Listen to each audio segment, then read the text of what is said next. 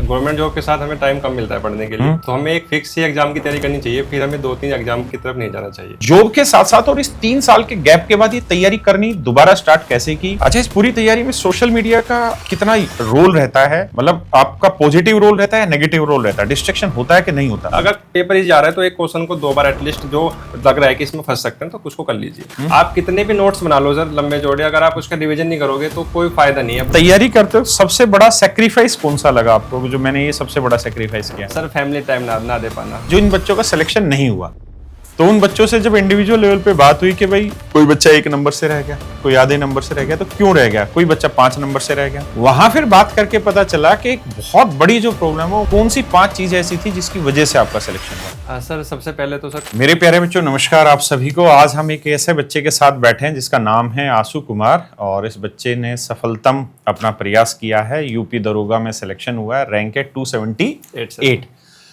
तो आज बात करते हैं। और आशु इससे पहले भी गवर्नमेंट जॉब कर रहे हैं। 2018 में भारत सरकार में ही एक मंत्रालय है, उस मंत्रालय में एलडीसी की पोस्ट पे काम करने लग रहे हैं। 2021 में भी इन्होंने यूपी दरोगा का पेपर दिया था। पेपर इनका क्लियर हुआ, फिजिकल क्लियर हुआ, लेकिन फाइनल मेरिट लिस्ट में इनका नाम नहीं आ पाया। उसके बाद इन्होंने तैयारी करनी छोड़ दी और 3 साल तक कोई तैयारी नहीं की। जब 2025 वाली यूपी दरोगा की दोबारा वैकेंसी आई तो इनको फिर वर्दी का जुनून जागा, फिर से तैयारी करने की कोशिश की और अंततः इनको सफलता मिली। और इनकी सफलता की पूरी जर्नी को आज हम बांटने वाले हैं।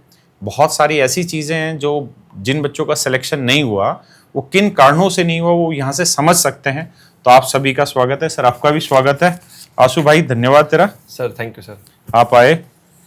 अच्छा, तो आशु ये बता के 2017 में प्रिपरेशन पहली बार स्टार्ट की थी? Yes sir. कैसे की थी एक्चुअली और किस चीज की तैयारी करनी शुरू की थी? एक्चुअली सर मैंने जनरल कॉम्पिटिशन तैयारी स्टार्ट की थी। 2017 में ग्रेजुएशन हो गई थी और 1 साल सर उस समय आपकी एक बुक आई थी 7300 के नाम से सर, उससे मैंने मैथ किया और बाकी subject sir local coaching centre से कर लिए थे। अच्छा। और फिर तभी मेरे से जॉब लग गई। हाँ। उसके बाद फिर न्यूज़पेपर में आया कि एसआई की वैकेंसी आएंगी। अच्छा। तो मैंने सर फिर फोकस किया एसआई की वैकेंसी पे। हाँ। और वहाँ पे सर फिर मैंने ऑनलाइन कोर्स लेके देन सर आगे प्रिपरेशन की सर। समझ गया। अच्छा, मुझे ये बता कि गवर्नमेंट जॉब के साथ साथ तैयारी करना, क्योंकि गवर्नमेंट जॉब जब मिल जाती है आपको, 2018 में जब गवर्नमेंट जॉब मिल गई तो 2 नुकसान होते हैं उसके। सबसे बड़ा नुकसान तो ये होता है कि आप कंफर्ट जोन में चले जाते हैं कि तनख्वाह तो आ ही रही है यार, दिक्कत क्या है। और दूसरा क्या होता है, उस कंफर्ट जोन की वजह से ना अंदर से स्टूडेंट भी धीरे धीरे हटना शुरू हो जाता है। Yes sir. और फिर आपका ये 3 साल का गैप रहा 2021 के बाद वाला। तो ये जॉब के साथ साथ और इस 3 साल के गैप के बाद ये तैयारी करनी दोबारा स्टार्ट कैसे की? क्या क्या दिक्कतें आई और कौन कौन सी ऐसी चीज थी जिसकी वजह से आपका सिलेक्शन हो पाया? एक्चुअली सर गवर्नमेंट जॉब के साथ हमें टाइम कम मिलता है पढ़ने के लिए, तो हमें एक फिक्स ही एग्जाम की तैयारी करनी चाहिए, फिर हमें 2-3 एग्जाम की तरफ नहीं जाना चाहिए, जैसे मुझे लगता है। तो आप एक एग्जाम की तैयारी करोगे तो आपका फिर उसमें हो जाएगा। ठीक है। परेशानी सर ये होती है टाइम बहुत कम मिलता है, तो हमें फिर लिमिटेड सोच रखनी चाहिए। हमें अपने कुछ टीचर्स होते हैं उन पे विश्वास करना चाहिए कि ये टीचर्स हमारा सिलेक्शन करा देंगे। उन जो पढ़ा रहे हैं उसको पढ़ो, स्मार्ट नोट्स बनाओ और जब आपको टाइम लग रहा है उनको रिवीजन करते रहो और अपने वीकनेस पे काम करो सर, मॉक के थ्रू सर। अच्छा, मॉक का बहुत बड़ा रोल है सर। 2025 में मैं बोलूँ तो 21 में ना होने का कारण जो कुछ मार्क्स कम रह गए थे वो मॉक ही थे।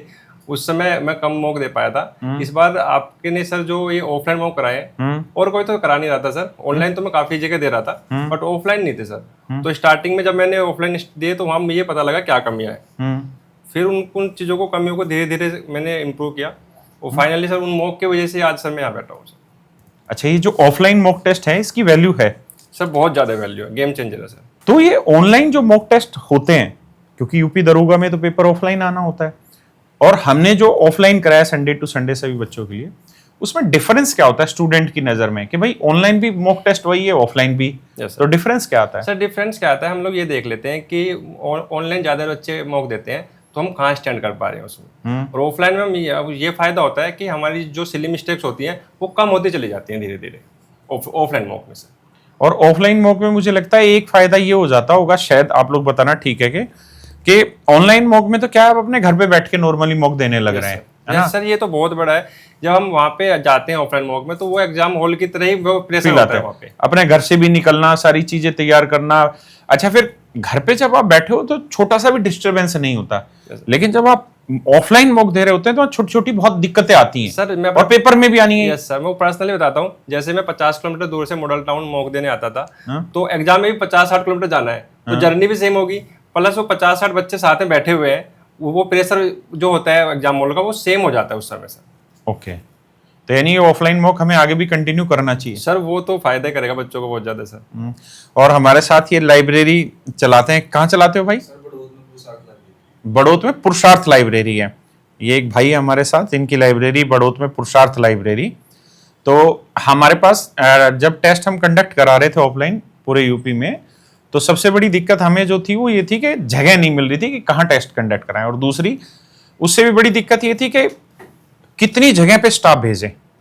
भाई ऐसे तो 500 लोग तैयार है, लेकिन हर जगह स्टाफ भेजना, उसको कंडक्ट कराना भी तो मुश्किल काम था। लेकिन बड़ौत में इस भाई ने जो पुरुषार्थ लाइब्रेरी है, ऐसे बच्चों ने बड़ी हेल्प की, और इनके यहाँ बहुत लोगों ने एग्जाम दिया। आपने भी इससे दिया बाद में आके मैंने पुरुषार्थ लाइब्रेरी में दिए थे। अदरवाइज तो मॉडल टाउन दिल्ली आते थे टेस्ट। स्टार्टिंग में आता था सर, बाद में पता लगा कि बड़ौत में भी हो गया है, तो फिर मैं लोकल में जाने लगा सर।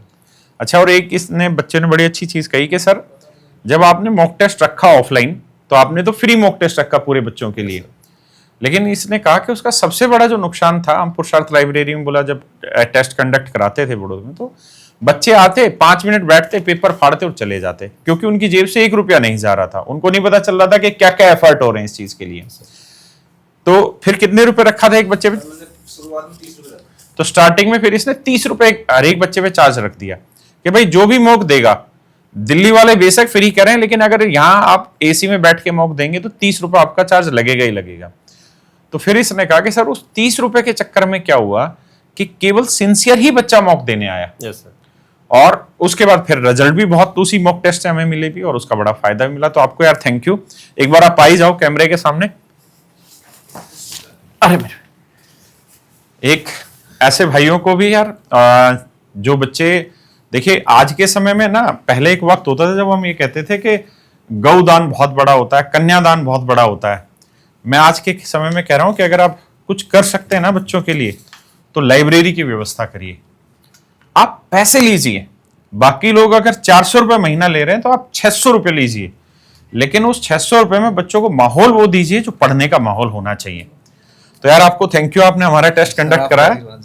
और इस बार अभी फिर से जुलाई के एंड में यूपी दरोगा का नोटिफिकेशन आएगा, जो मेरी इंटरनल सोर्सेज से मुझे पता है, या अगस्त फर्स्ट वीक में आएगा, तो हम दोबारा टेस्ट कंडक्ट करेंगे। और इस बार मैं खुद भी आऊंगा यार। बिल्कुल आइए सर, आपका स्वागत। मैं शिवांग की मेरे साथ ही पढ़ा। अच्छा अच्छा शिवांग, बढ़िया यार, थैंक यू यार, थैंक यू भाई, थैंक यू। अरे मेरे भाई बैठ। अच्छा, तो केवल मॉक टेस्ट जो हम ऑफलाइन कराते थे उसका एनालिसिस आप करते थे, उसका क्या फायदा है नुकसान है, करते थे कि नहीं करते थे? सर मॉक टेस्ट देने का तभी फायदा है जब आप उनका एनालिसिस करेंगे। मॉक टेस्ट जब देते हैं तो हमें पता लगता है कि हमें किस चैप्टर से हमें कौन से क्वेश्चन गलत हो रहे हैं। तो कम समय में फिर उन्हीं चैप्टर पर फोकस करो। जिन चैप्टर से लगातार हम सही कर रहे हैं क्वेश्चन, तो उनको हम थोड़ा सा अवॉइड कर सकते हैं। जहाँ पे वीकनेस है वहाँ पे काम करना चाहिए सर, काम करना चाहिए। अच्छा, जो मॉक टेस्ट का एनालिसिस है उसका सही तरीका क्या होता है? सर यही है, जो क्वेश्चन गलत हुआ है उसको नोट कर लो, नेक्स्ट टाइम वो नहीं गलत होना चाहिए एटलीस्ट। वो नहीं गलत होना चाहिए। अच्छा, आपने लगभग कितने मॉक लगाए होंगे इस बार सिलेक्शन से पहले? सर ऑफलाइन तो लगाए 20 लगभग। ऑनलाइन में सर सेक्शनल होंगे सर 400 आसपास, और full mock sir 100 plus sir. अच्छा, फुल मॉक 100 से ज्यादा लगाए। और कल हमने एक इंटरव्यू कंडक्ट किया था, उस इंटरव्यू के थ्रू हमने क्या किया कि अब सिलेक्टेड बच्चे आ रहे हैं बहुत सारे, लेकिन मैंने पहला जो पॉडकास्ट शूट किया वो अभी हम डालेंगे, तो वो हमने किया कि जिन बच्चों का सिलेक्शन नहीं हुआ, ओके सर, तो उन बच्चों से जब इंडिविजुअल लेवल पे बात हुई कि भाई कोई बच्चा 1 नंबर से रह गया, कोई आधे नंबर से रह गया, तो क्यों रह गया, कोई बच्चा 5 नंबर से रह गया, वहां फिर बात करके पता चला कि एक बहुत बड़ी जो प्रॉब्लम है वो मॉक की रही। Yes sir. जिस बच्चे ने 100 प्लस मॉक मिनिमम लगा दिए, उसकी सिलेक्शन की गारंटी ऑटोमेटिकली बनती चली गई। और मैं तो ये कहूंगा, अब जो 2026 दरोगा की वैकेंसी आने वाली है उसके लिए इंतजार मत करिए। 100% वैकेंसी आ रही है, कम से कम 200 मॉक लगाइए। डेली का 2 मॉक यूपी दरोगा का लगाइए और 1 मॉक यूपी कांस्टेबल का लगाइए, क्योंकि अब आप लोगों की तैयारी पूरी हो ही चुकी होगी। तो अब तो मॉक टेस्ट लगाइए, उसका एनालिसिस करिए, और हम भी कोशिश करेंगे कि अगस्त के पहले हफ्ते से पूरे यूपी में दोबारा ऑफलाइन टेस्ट कंडक्ट कराएं। थैंक यू यार आपके लिए। अब आगे बढ़ते हैं। अच्छा, आपका ब्रेक भी हुआ पढ़ाई में, तो मुझे बताना कि अब जो स्टडी नोट्स थे वो अब बनाए दोबारा से आपने, या कहीं मार्केट से परचेज किए, या ज्यादा फोकस मॉक पे रह गया? सर नोट्स तो मेरे पहले से थे, बट उसमें जो अपडेटेड वर्जन था, जैसे अभी मैंने फोकस किया TCS के जो लेटेस्ट एग्जाम चल रहे हैं, पहले से मैंने वो सोल्व करे उनके क्वेश्चंस। अच्छा। तो मुझे पता लग गया कि मेरी वीकनेस क्या है। फिर से एक बार बताना, TCS के? सर मुझे ऐसे पता लगा था कि जो UPSC का एग्जाम होगा ऑफलाइन, उसको TCS बनाएगी। कुछ टेलीग्राम से पता लगा था। तो DSSB के बहुत सारे एग्जाम्स TCS करा रहा था। तो मैंने उन सभी PDF को सोल्व किया, और मैं आप देखा है जब मैंने फर्स्ट शिफ्ट 14 मार्च की, तो जीके के 3-4 क्वेश्चन एक ही शिफ्ट में से, DSSB के एक ही शिफ्ट में से TCS वाले सेम रिपीट हो रहे थे। अच्छा, ऐसा हुआ है? सर। तो उसका फर्क पड़ता सर है? उसका बहुत फायदा हुआ है TCS के जो मौके हैं। ठीक है, तो इस बार हम उस चीज को भी शामिल करने की कोशिश करेंगे। अच्छा, मुझे अगला बताना कि पेपर का जब पहली बार जब पेपर हाथ में आया और पेपर का जो लेवल देखा, तो आपको क्या लगा उस समय? पेपर आसान है, मुश्किल है, मॉडरेट है? और पेपर आसान है तो फिर कौन कौन सी चीजें दिमाग में घूमी? एक्चुअली सर इतने सारे मॉक लगा चुके थे, तो टाइम मैनेजमेंट तो हो गया था। जब पेपर इजी देखा मैंने, 2-3 शिफ्ट पहले देख लिया था मैंने, तो मैंने ये सोचा कि कोई भी क्वेश्चन करना है वो डबल चेक करना है। मेरे 40 क्वेश्चन मैथ में से मैंने 25 क्वेश्चन सर 2 बार सोल्व करे हैं। वो अलग कहीं गलत तो ना हो जाए। और सर मैंने जब दोबारा से सोल्व कर रहा था, तो मैंने 2 क्वेश्चन ऐसे मिले जो मैंने सच में ही सिली मिस्टेक की हुई थी कैलकुलेशन में। अच्छा। उन 2 क्वेश्चन नहीं होते तो सिलेक्शन भी नहीं होता। तो ये सब होता है कि मॉक देने से टाइम मैनेजमेंट का हो जाता है। वही जी पेपर में सबसे मेन होता है कि आपको सवाल गलत नहीं करना है। टाइम इनफ होता है, अभी इजी पेपर है तो टाइम का कोई इशू नहीं आएगा। तो आपको कोई क्वेश्चन गलत नहीं करना है, सिली मिस्टेक नहीं करनी है। अगर उसमें एक आध क्वेश्चन हार्ड है तो वो सबके लिए हो जाता है हार्ड, फिर उससे कुछ फर्क भी नहीं पड़ता सर इतना। और इस बार अगर देखें तो पेपर जब आसान आ रहा होता है ना, तो वहाँ सारा रोल जो रहता है ना, वो रहता है एक्यूरेसी सर, वही बोलना बहुत मैटर करता है। बहुत मैटर करता है सर। अगर वहाँ पे आपने सिली मिस्टेक कर दी तो फिर सिलेक्शन नहीं होगा सर। क्योंकि पेपर जब आसान होता है ना, तो बहुत सारे बच्चों ने कहा कि हमने तो टाइम से पहले ही पेपर खत्म कर दिया, सिलेक्शन नहीं हुआ। सर क्यों नहीं हुआ? क्योंकि पहले खत्म करने से कुछ हासिल थोड़ी होना है। और सर मैं अपने बताऊं, मेरा टाइम से पहले खत्म नहीं हुआ था, बिकॉज मैं क्रॉस चेक करता चल रहा था साथ साथ में। मैं कोई सिली मिस्टेक तो नहीं कर रहा हूँ, इसलिए मेरे रीजनिंग में 40 आउट ऑफ 40 आए सर। और टाइम मेरा बचा नहीं था, लास्ट की 1-2 मिनट ही बची थी। अगर मैं 10 मिनट पहले बचा ले तो क्या फायदा होता? क्या फायदा होता? सिलेक्शन नहीं होता। तो यस सर। तो जरूरी है कि आप क्रॉस चेक करें जब जब पेपर आसान आए, तो अपनी सिली मिस्टेक को बार बार चेक करें। अगर पेपर इजी आ रहा है तो एक क्वेश्चन को 2 बार एटलीस्ट, जो लग रहा है कि इसमें फंस सकते हैं, तो उसको कर लीजिए अगर टाइम है तो। अच्छा, आपका सिलेक्शन हुआ यूपी दरोगा में, तो आपकी सिलेक्शन की अगर कुछ बातें आप बताना चाहें, कुछ कारण, तो 5 चीजों में बताइए कि कौन सी 5 चीजें ऐसी थी जिसकी वजह से आपका सिलेक्शन हुआ? सर सबसे पहले तो सर कंसिस्टेंट रहना है अपनी तैयारी को लेके। और पहला। दूसरा सर आपको टॉपिक वाइज भी रिवीजन करना है, और सर सब्जेक्ट वाइज भी रिवीजन करना है। मेनली सर इसमें रिवीजन का ही होता है। आप कितने भी नोट्स बना लो सर लंबे चौड़े, अगर आप उसका रिवीजन नहीं करोगे तो कोई फायदा नहीं है। बुक्स सर मोटी मोटी रखी हुई है, रिवीजन नहीं करोगे तो सर कोई बेनिफिट नहीं है सर उसका। रिवीजन कैसे करते थे और कब कब करते थे? सर रिवीजन के लिए सबसे बेस्ट होता है सेक्शन मॉक लगाना। सेक्शन मॉक लगाओ, जो क्वेश्चन उसमें सेक्शन में नहीं हो रहे हैं, सपोज करो मैं मैथ के मॉक लगा रहा हूँ, मैथ में स्पीड एंड डिस्टेंस का कोई क्वेश्चन नहीं हो रहा है, तो उस टाइप के नोट कर लो स्पेशली। अगली बार जब मॉक लगा रहे हो एटलीस्ट उस चैप्टर में से गलती ना हो। धीरे धीरे ऐसे आपके 20-30 नोट्स बन जाएंगे, स्टिकी नोट्स, तो आप उनको डिवीजन करोगे तो एग्जाम हॉल में शायद फिर वो मिस्टेक ना हो। तीसरा पॉइंट? सर तीसरा पॉइंट ये है, आपकी फिजिकल हेल्थ अच्छी रहनी चाहिए। मॉर्निंग में एटलीस्ट हाफ एन आवर आपको सर एक्सरसाइज करनी चाहिए ड्यूरिंग प्रिपरेशन सर। आप टोटल कितना टाइम देते थे पूरे? सर मेरे पास, मैं जॉब कर रहा था पहले से, तो मेरे पास टाइम कम होता था, प्लस मैं घर भी जाता था तो सफर में, तो मैं सर रात को स्टडी करता था, सैटरडे संडे स्टडी करता था। चौथा पॉइंट? अच्छा, चौथा पॉइंट ये है कि आपको एक वीक में एक फुल मॉक लगाना है, चाहे एग्जाम कितने भी दूर हो, आपको अभी से ही मॉक करना है। और आपका अगर सिलेबस 40-60% भी हुआ है तो आप मॉक लगाइए। मॉक से पता लगेगा कि आपके कहाँ पे मिस्टेक है। पांचवा? सर पांचवा पॉइंट ये है, सबसे इंपॉर्टेंट पॉइंट है ये, आप इसको सोने से पहले आपकी जो दिन में आपने जितने भी स्टडी किया है उसमें आपको जो आपकी वीकनेस लगी है आप उनको नोट कर लीजिए। वो आपको एग्जाम टाइम में जब लास्ट के 15 दिन होते हैं तब बहुत काम आती है। अच्छा, इस पूरी तैयारी में सोशल मीडिया का कितना रोल रहता है? मतलब आपका पॉजिटिव रोल रहता है या नेगेटिव रोल रहता है? डिस्ट्रैक्शन होता है कि नहीं होता? सर कुछ सोशल मीडिया प्लेटफॉर्म ऐसे हैं जो आपको डिस्ट्रैक्शन देते हैं, जैसे फेसबुक, व्हाट्सएप या फिर ये आजकल चल रहा है इंस्टाग्राम से रील्स चलती रहती है। आपको उसमें से सिर्फ टेलीग्राम चूज करना है, वो पीडीएफ देखनी है सिलेक्टिव टीचर्स की। और सर मैं तो सिर्फ इसको यूज करता था किसी से बात करने के लिए, और मेरा जो पीसी था उस पर सर मॉक लगाता था सर। अच्छा, ये देखो इसका कीपैड का फोन है, तैयारी के वक्त पे ये फोन और तैयारी के बाद वाला फोन ये वाला है। जब नौकरी लग जाए तो ये वाला फोन, और नहीं लगे तब तक ये वाला फोन, बहुत जरूरी है। Yes sir. अच्छा, जब रिजल्ट देखा और पहली बार लिस्ट में नाम आया तो क्या फील हुआ, और वो मोमेंट किस समय का था, क्या क्या चीजें अभी भी याद है? Yes sir. सर शाम के 8 बजे हुए थे, सुबह से माहौल बन चुका था कि रिजल्ट आने वाला है। हाँ। तो मैं तो बार बार टेलीग्राम पे चेक कर रहा था, ग्रुप में चैट कर रहा था, और जो एंजाइटी हो रही थी उसको थोड़ा सा कम करने के लिए चैट चल रही थी। और 8 बजे के समथिंग रिजल्ट आया, एक पीडीएफ आई। मैं मदर के साथ बैठा हुआ था, सबसे पहले मदर को बताया। सर उनकी जो खुशी थी वो सर फिर मुझे काफी अच्छा लगा। घर पे इतने लोग खुश हैं तो एटलीस्ट मैंने कुछ अच्छा किया है, जब सब लोग इतने खुश होते हैं। अच्छा, 3 साल की तैयारी जो थी, जो गैप भी रहा, 3 साल की तैयारी को अगर एक शब्द में बताना हो तो क्या बोलोगे? एक्चुअली सर 3 साल की तैयारी, आप गैप के बारे में पूछ रहे होंगे जो मैंने 21 से 25 के लिया है। सर मैं वेट ही करता रहा ऐसे वैकेंसी कब आएंगी, थोड़ा जल्दी वैकेंसी निकाल दिया करो। तो बच्चे कंटिन्यू तैयारी करते रहे। अगर ये वैकेंसी 2022 में आती 21 के बाद, तो मैं 22 में सिलेक्शन ले लेता सर। ले लेता, मुझे वेट करना पड़ा 4 साल। अच्छा, रिजल्ट वाले दिन सबसे यूनिक फोन किसी का आया हो जिसको आपको लगे कि हाँ यार आज तो कुछ साबित कर दिया मैंने? सर यूनिक फोन तो सर मेरे फ्रेंड्स हैं ऑफिस में, काफ़ी सपोर्ट किया उन लोगों ने। क्योंकि गवर्नमेंट जॉब या प्राइवेट जॉब करते समय आपको अगर सपोर्ट नहीं मिला किसी का तो फिर सिलेक्शन लेना मुश्किल है। तो मेरे काफ़ी क्लोज फ्रेंड हैं, उनके काफ़ी फ़ोन आए तो अच्छा लगा। और मेनली तब अच्छा लगता है जब आपकी फैमिली खुश होती है, आपकी फैमिली को विशेष देने काफ़ी लोग आते हैं, तब आपको लगता है कि हाँ मैं कुछ अच्छा कर रहा हूँ। अच्छा, आपको कभी लगा कि नौकरी लगी चुकी तो तैयारी छोड़ी देनी चाहिए, क्यों परेशान हो रहा हूँ? सर हम वेस्ट यूपी से हैं, जब तक यूनिफॉर्म ना पहन लें तब तक लगता नहीं है कामयाब हो गए। कामयाब हो गया।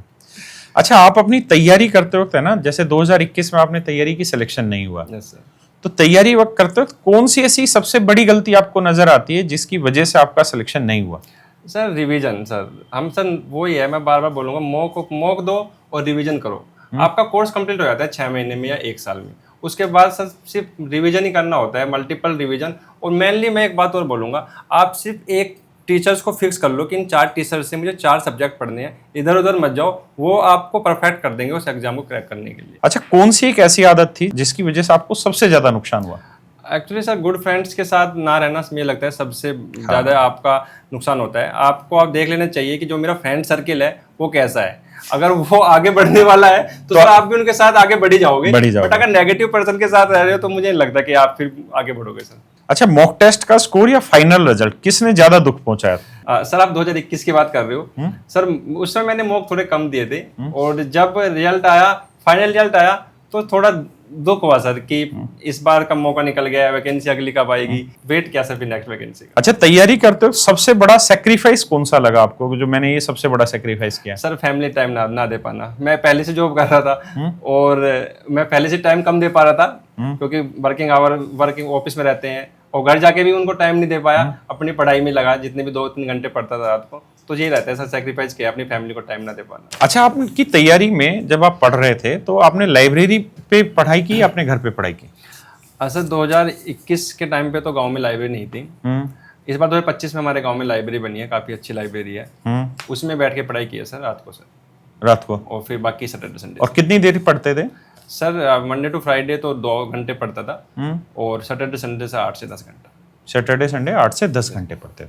अच्छा, जो नया बच्चा 2026 वाले यूपी दरोगा की तैयारी करने की सोच रहा है, और मान लेते हैं ऐसा बच्चा है जो अभी अभी ग्रेजुएट होके निकला है, और अगर अभी जुलाई अगस्त में यूपी दरोगा का फॉर्म निकलता है तो उस बच्चे के पास तो कुल मिला के 5 से 6 महीने होंगे मैक्सिमम। तो इस 5 से 6 महीने में उसका सिलेक्शन हो जाए तो उसके लिए कौन कौन सी चीजें जरूरी है? सर सबसे इम्पोर्टेंट है, पहली चीज़ है, आप अपने टीचर्स को फिक्स कर दो कि मुझे इन 4 टीचर्स से ये 4 सब्जेक्ट पढ़ने हैं, और लगातार उनके टच में रहो जो पढ़ा रहे हैं। नोट्स बनाओ, मल्टीपल रिवीजन करो, मॉक दो, इधर उधर मत भागो।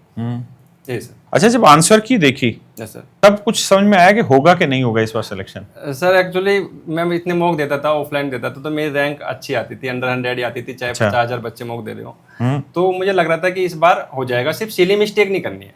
और जब मैं एग्जाम दे रहा था उस समय भी भगवान को याद कर रहा था एग्जाम से पहले कि सिली मिस्टेक ना हो, बाकी सिलेक्शन तो हो ही जाएगा।